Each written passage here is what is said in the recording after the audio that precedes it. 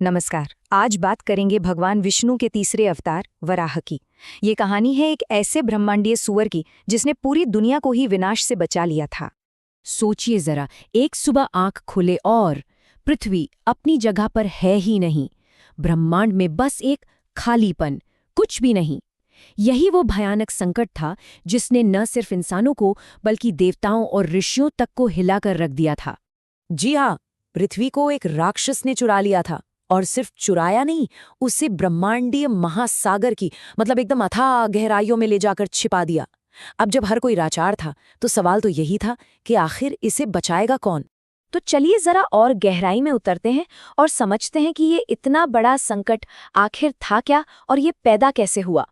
इस पूरे संकट की जड़ था हिरण्याक्ष। नाम का मतलब है सुनहरी आंखों वाला। उसने बड़ी कठोर तपस्या की और ब्रह्मा जी से एक ऐसा वरदान पा लिया जिसने उसे, आप कह सकते हैं, लगभग अजेय बना दिया। और बस इसी शक्ति के नशे में चूर होकर उसने पूरे ब्रह्मांड में कोहराम मचा दिया। लेकिन हिरण्याक्ष की कहानी सिर्फ यहीं तक नहीं है, इसमें एक और गहरा मोड़ है। वो और उसका भाई हिरण्यकशिपु असल में कोई और नहीं बल्कि वैकुंठ के द्वारपाल जय और विजय थे। हाँ, उन्हें ऋषियों का श्राप मिला था कि उन्हें 3 जन्मों तक पृथ्वी पर असुर बनकर रहना होगा, और उनका ये पहला जन्म भी था, हिरण्याक्ष और हिरण्यकशिपु के रूप में। तो जब चारों तरफ बस अराजकता थी और उम्मीद की कोई किरण नहीं दिख रही थी, ठीक तभी एक दिव्य शक्ति का उदय हुआ।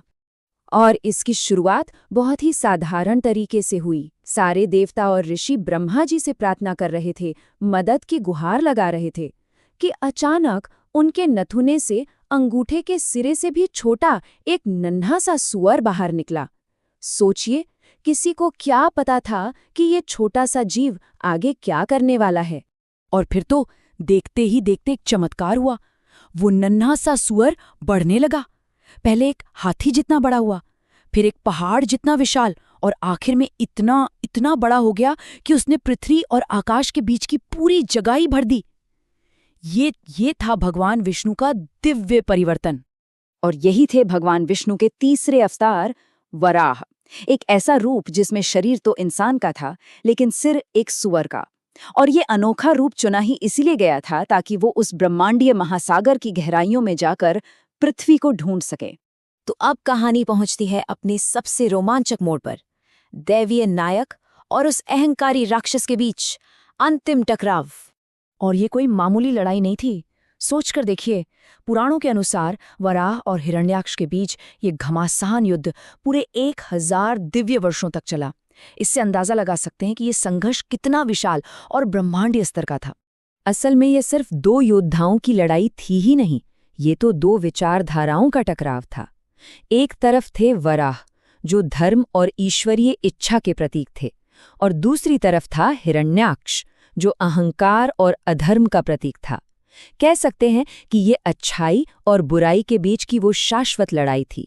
हिरण्याक्ष ने वराह का मजाक उड़ाने में कोई कसर नहीं छोड़ी, पर वराह अपने लक्ष्य से बिल्कुल नहीं भटके। उन्होंने राक्षस के सारे तानों को अनदेखा किया, पृथ्वी को अपनी मजबूत दाढ़ों पर उठाया और एक ही प्रहार में हिरण्याक्ष का वध कर दिया। और इसके बाद उन्होंने पृथ्वी को वापस ब्रह्मांड में उसकी सही जगह पर स्थापित कर दिया। लेकिन ये कहानी बस एक युद्ध और जीत पर खत्म नहीं होती। असल कहानी तो इसके पीछे छिपे गहरे मतलब में है। चलिए उसे समझते हैं। पर एक सवाल मन में जरूर आता है, आखिर सुअर का ही रूप क्यों? भगवान विष्णु ने यही अवतार क्यों लिया?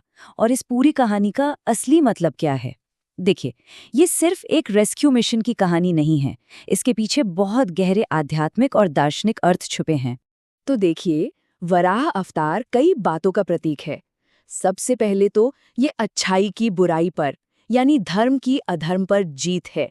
ये इस विश्वास को मजबूत करता है कि हर बड़े संकट में कोई दिव्य शक्ति हमारी मदद के लिए जरूर आती है। और अगर दार्शनिक नजरिए से देखें तो ये अज्ञान के गहरे सागर से ज्ञान रूपी पृथ्वी को बाहर निकालने का भी प्रतीक है। इसका एक और भी गहरा प्रतीक है, और वो है वराह का वैदिक यज्ञ से जुड़ाव।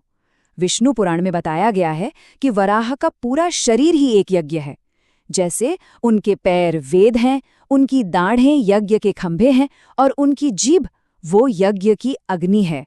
ये दिखाता है कि उनका अवतार अपने आप में ही एक बहुत बड़ा बलिदान था। और ये अद्भुत कहानी सिर्फ पुराने ग्रंथों में ही नहीं रह गई है। इसकी विरासत आज भी हमारी कला में, वास्तुकला में और हमारी पूजा पद्धति में जिंदा है। सदियों से भारत में इस कहानी को पत्थरों पे गढ़ा गया है। आप देखिए, 5वीं सदी में उदयगिरी की गुफाओं की वो शानदार नक्काशी हो, या फिर 7वीं सदी का महाबलीपुरम का मंदिर, या 10वीं सदी में खजुराहों की वो विशाल वराह मूर्ति, हर दौर ने इस दिव्य कहानी को अपनी कला के जरिए अमर बना दिया। लेकिन ये सब सिर्फ इतिहास की बात नहीं है। वराह की विरासत आज भी जिंदा है, पूरी तरह से जीवंत है। पूरे भारत में आपको ऐसे कई मंदिर मिलेंगे जहां आज भी भगवान वराह की पूरी श्रद्धा से पूजा होती है। ये दिखाता है कि इस कहानी का असर कितना गहरा और स्थायी है। इसका सबसे बड़ा और सबसे दिलचस्प उदाहरण तिरुमला में देखने को मिलता है। वहाँ एक बहुत पुरानी परंपरा है कि भगवान वेंकटेश्वर के दर्शन करने से पहले भक्तों को भूवराह स्वामी के मंदिर में दर्शन करने ही होते हैं।